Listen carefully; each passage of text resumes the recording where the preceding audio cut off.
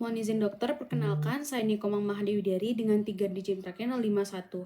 Di sini saya izin untuk mewakili SGD A2 untuk membuka presentasi student project kami yang berjudul Dampak Efek Samping Kemoterapi Terhadap Kualitas Hidup Pasien Anak dengan Acute Lymphoblastic Leukemia. Baik, ini merupakan anggota dari SGD kami, dari SGD A2.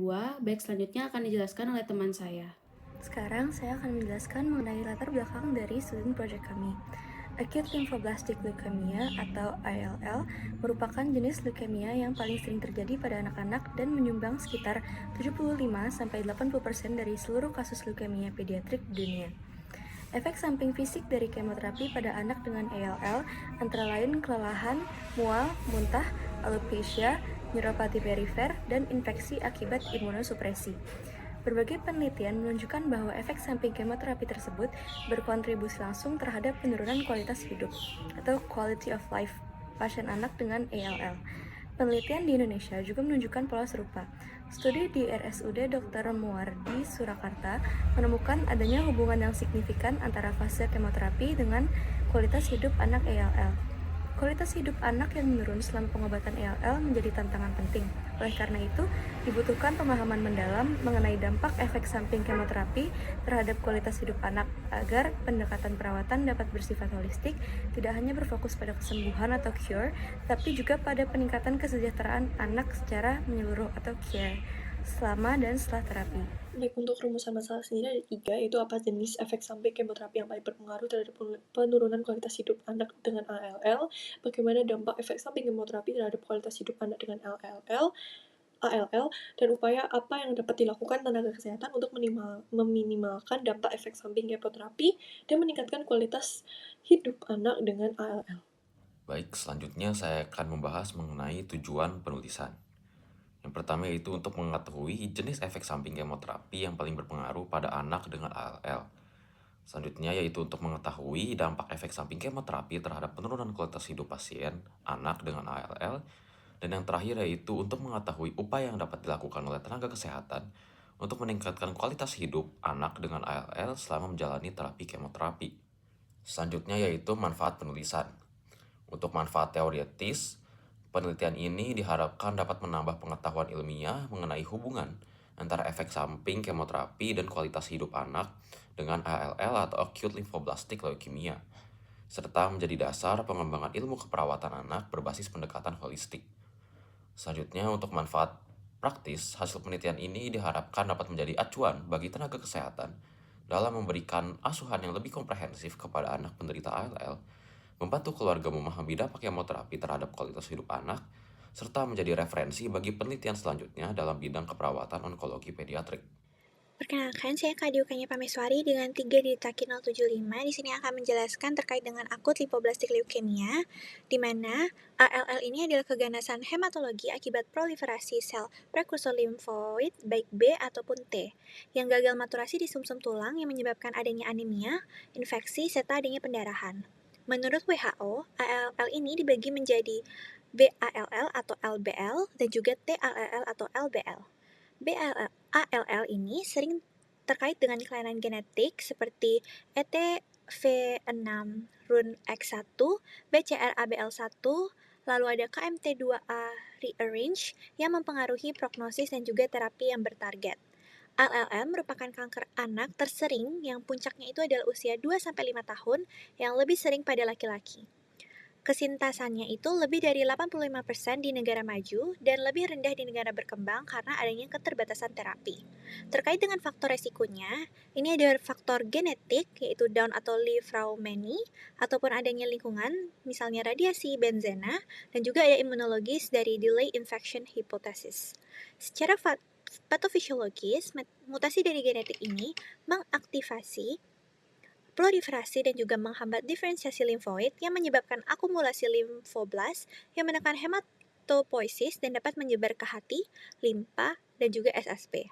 Jadi, pemahaman molekuler terbaru mendorong terapi individual untuk meningkatkan kesintasan dan kualitas hidup pada pasien anak. Sekian dari saya, terima kasih.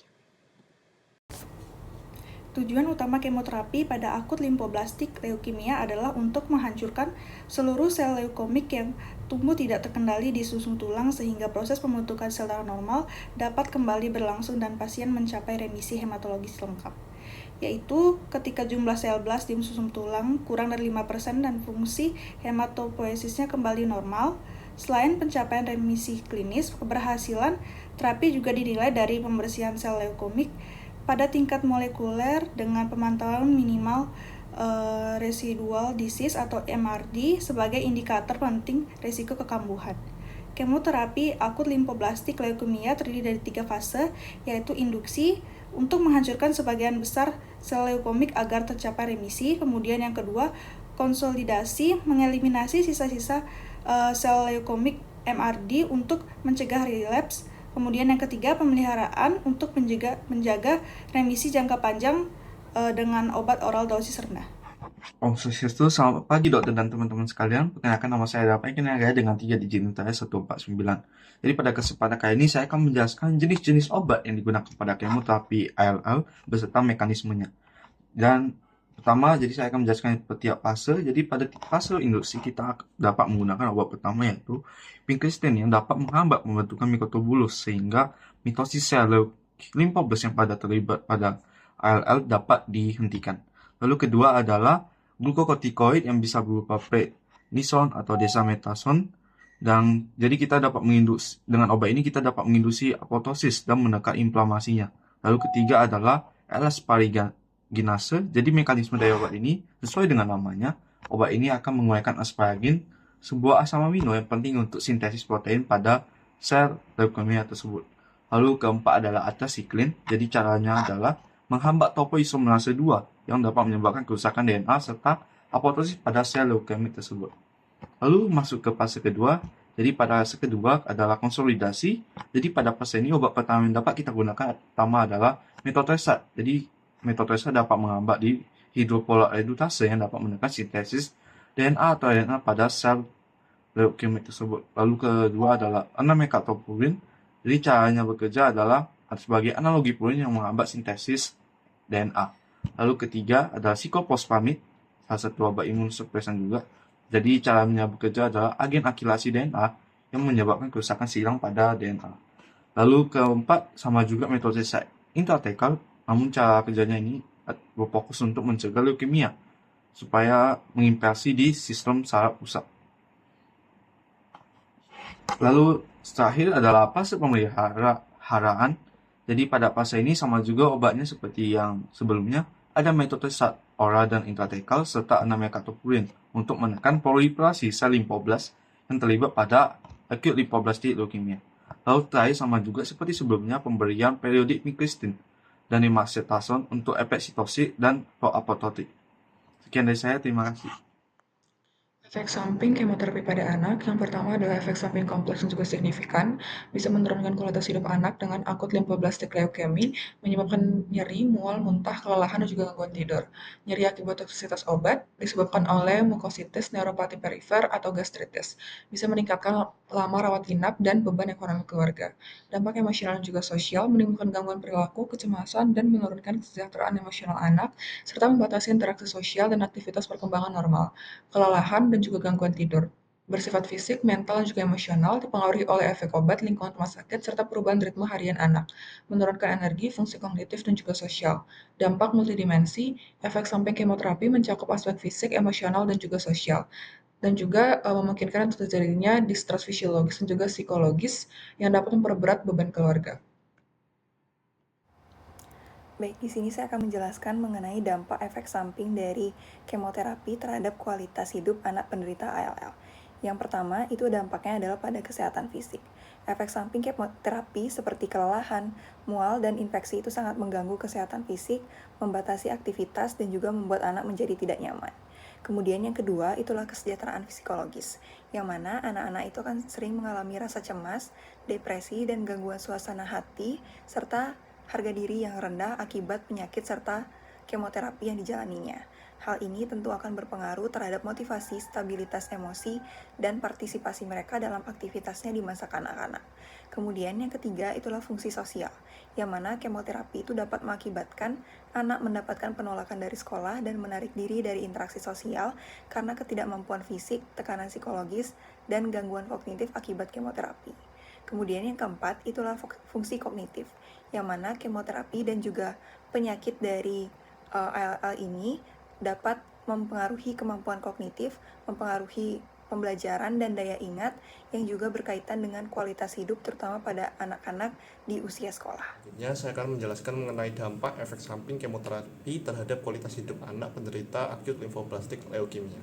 Selain aspek fisik dan psikologis yang sudah dijelaskan pada sebelumnya, kualitas anak juga dipengaruhi oleh gizi, dukungan keluarga, serta tahapan terapi yang dijalani. Pertama-tama, dari status nutrisi, efek samping seperti mual, muntah, sariawan membuat anak sulit makan, akibatnya gizinya akan menurun dan segalanya akan terganggu mulai dari gizi dan kualitas hidupnya. Kedua, dukungan keluarga dan lingkungan juga sangat berpengaruh. Anak-anak mendapat dukungan emosional dan sosial yang lebih baik, cenderung lebih kuat dan lebih resilient. Yang ketiga, tahapan terapi, fase induksi dan konsolidasi biasanya paling berat karena efek sampingnya lebih parah. Namun kualitas hidup anak mulai membaik setelah fase maintenance karena tubuhnya sudah mulai beradaptasi. Terakhir, diperlukan pendekatan holistik, yaitu memperhatikan aspek fisik, psikologis, sosial, dan nutrisi anak dengan edukasi, pendampingan, keluarga yang baik. Efek samping dapat diminimalkan dan kualitas hidup anak dapat lebih terjaga. Baik, kali ini saya akan membahas mengenai subbab 2.5 yaitu mengenai upaya peningkatan kualitas hidup pasien anak dengan ALL. Anak dengan akut lymphoblastic leukemia atau ALL menghadapi tekanan fisik dan emosional yang berat selama kemoterapi, sehingga diperlukan dukungan psikologis, sosial, spiritual, serta perawatan fisik dan nutrisi yang terpadu untuk meningkatkan kualitas hidupnya. Dukungan psikologis seperti terapi kognitif perilaku, terapi bermain, terapi seni dan musik, serta teknik relaksasi membantu anak mengelola kecemasan dan menyesuaikan diri terhadap pengobatan. Dukungan sosial melalui kelompok sebaya dan keluarga pasien kanker, anak berperan penting dalam meningkatkan coping, kebutuhan terapi, dan keterlibatan keluarga dalam pengambilan keputusan medis.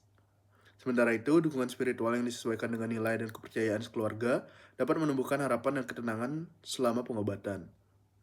Selain aspek psikososial, intervensi nutrisi seperti pemantauan status gizi, konseling diet, dan pemberian makanan padat energi atau suplemen diperlukan untuk mencegah malnutrisi akibat efek samping kemoterapi. Upaya manajemen efek samping seperti pemberian antiemetik, perawatan mulut, pencegahan infeksi, dan aktivitas fisik ringan juga penting untuk mempertahankan kondisi tubuh anak. Integrasi dukungan psikososial, spiritual, dan fisik ini memberikan pendekatan yang holistik serta terbukti meningkatkan kualitas hidup dan keberhasilan anak dengan pasien ALL.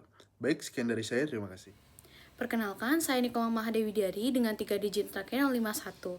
Adapun kesimpulan dari student project ini yakni kemoterapi merupakan terapi utama yang terbukti efektif meningkatkan angka kesembuhan anak dengan acute lymphoblastic leukemia. Namun, pengobatan ini juga menimbulkan berbagai efek samping fisik, psikologis, dan sosial yang dapat menurunkan kualitas hidup pasien. Efek seperti kelelahan, mual, muntah, alopecia, serta gangguan emosi dan interaksi sosial sering dialami, terutama pada fase terapi intensif. Penurunan kualitas hidup anak berkaitan erat dengan beratnya efek samping dan lamanya proses pengobatan.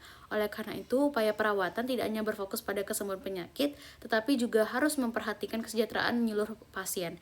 Pendekatan holistik yang mencakup aspek medis, psikologis, sosial, dan spiritual diperlukan agar anak dapat beradaptasi dan tetap memiliki kualitas hidup yang baik selama menjalani kemoterapi. Baik, sebelumnya perkenalkan saya Erlin Zakira dengan 3 digit NIM terakhir 205. Yang terakhir di sini ada saran dari student project yang telah kami buat. Yang pertama, tenaga kesehatan diharapkan memberikan perhatian lebih pada manajemen efek samping dan dukungan psikologis bagi pasien anak dengan ALL. Kemudian yang kedua, pendampingan yang empatik serta komunikasi yang baik dapat membantu anak menghadapi stres selama terapi. Kemudian yang ketiga, keluarga juga berperan penting dalam mendukung proses pengobatan melalui pendampingan aktif, menjaga kondisi fisik anak, dan juga menciptakan lingkungan yang positif.